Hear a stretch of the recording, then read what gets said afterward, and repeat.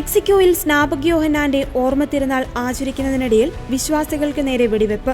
ആക്രമണത്തിൽ 12 പേർ കൊല്ലപ്പെടുകയും 20 പേർക്ക് പരിക്കേറ്റിട്ടുമുണ്ടെന്ന് അധികൃതർ സ്ഥിരീകരിച്ചു.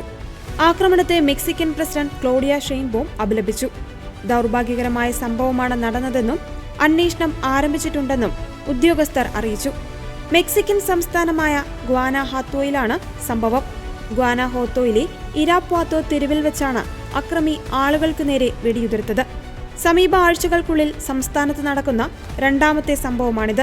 കഴിഞ്ഞ മാസം ഗ്വാനാജുവാറ്റോയിലെ സാൻ ബാർട്ടോലോ ഡി ബെറിയോസിൽ കത്തോലിക്ക സഭ സംഘടിപ്പിച്ച പാർട്ടിക്കിടെ നടന്ന വെടിവെപ്പിൽ 7 പേർ കൊല്ലപ്പെട്ടിരുന്നു.